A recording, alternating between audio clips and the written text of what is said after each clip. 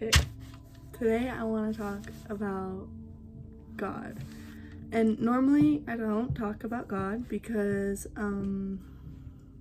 it's kind of like a controversial topic. Like, I don't mean to offend anyone who doesn't believe in them, but I do think that pretty much everyone does ultimately believe that there is an energy.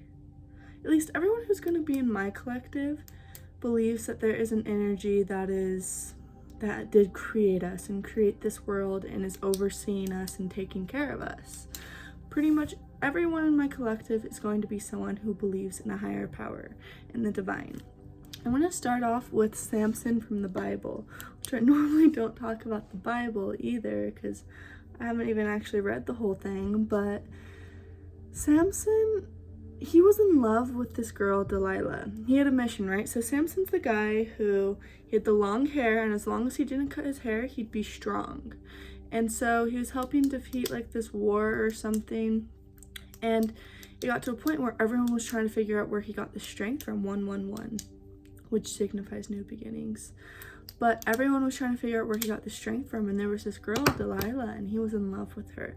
And she kept trying to figure it out, and he wouldn't tell her, but then he did because he loved her.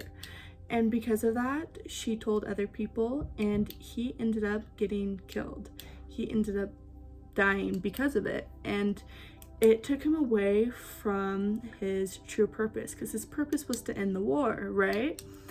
And the thing is, it's better to be alone than to be around someone who is not aligned with you, because people energetically affect each other. Like, it's like we're all under one energetic umbrella, right? We each have our own umbrellas, yeah, but when you're standing next to people, it kind of crisscrosses, and all the energies collectively of the people in your life mix with yours, and then it becomes the medium of all of it, you know?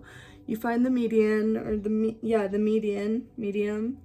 I feel like I'm thinking math now, and that's what the overall energy is. But that's not fair to you if you are someone who is such a high vibrational being, someone who lives in light, lives in peace, but is surrounded by a lot of people who drag you down or have more negativity going on or whatever. It's not fair to you. So when you spend time with those people, they lower your energy, they drag you down. And it's better to be around someone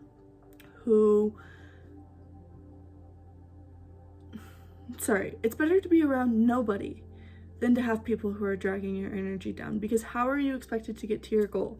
Especially because energetic misalignments like these typically cause resentment to slowly build up and bitterness, and then these people are out for you, and it's like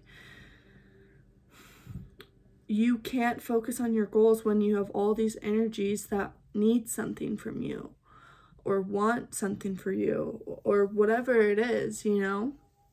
And I keep saying the thing is, but the thing is, if you are giving space in your life to people that counteract your purpose, then you will lose your purpose.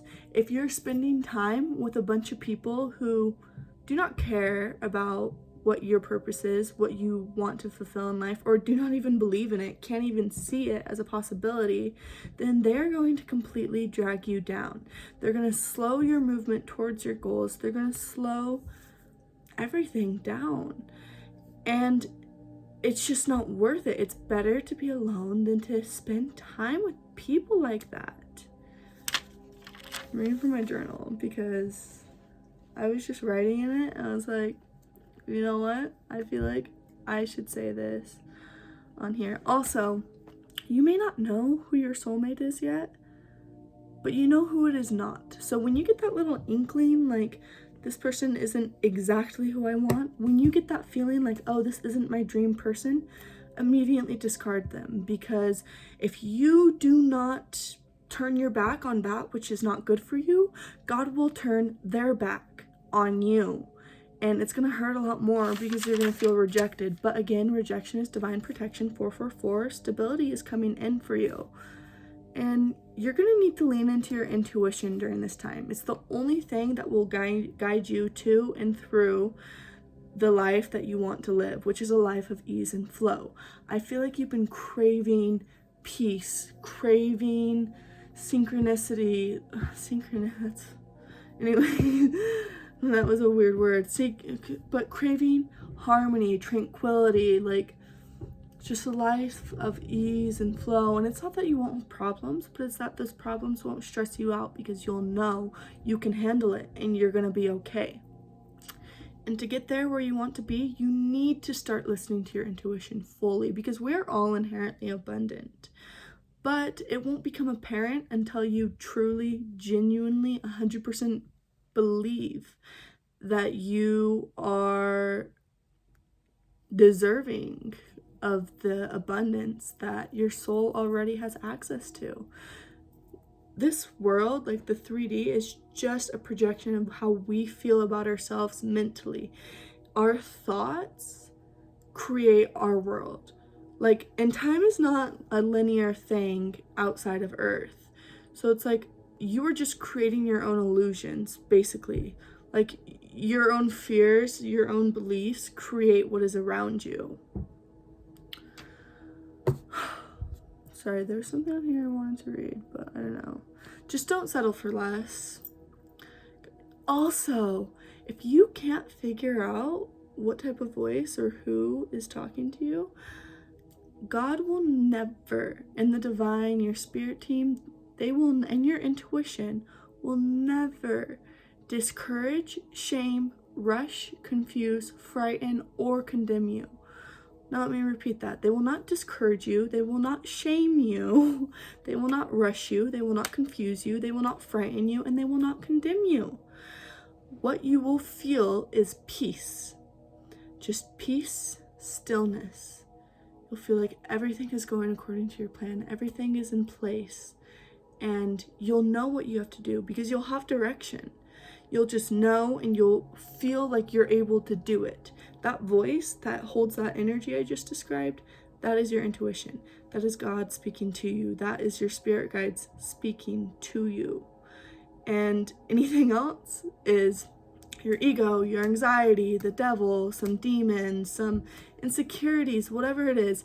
And it's okay to have those voices going on, but they need to take a seat in the passenger seat while you let your intuitive higher self drive.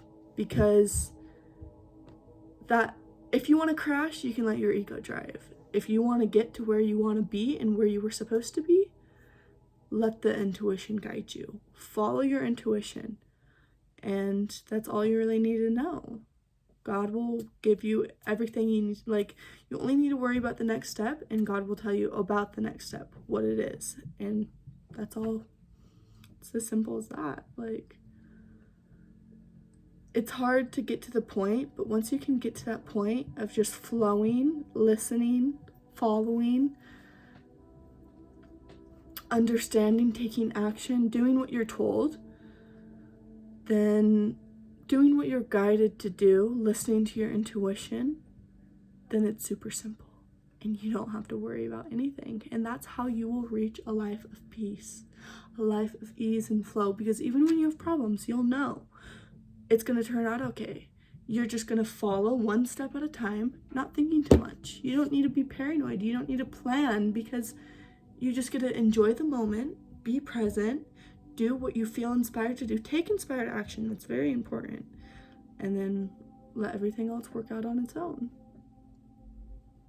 Yeah, that's pretty much it. But I think it's a much more peaceful way to live.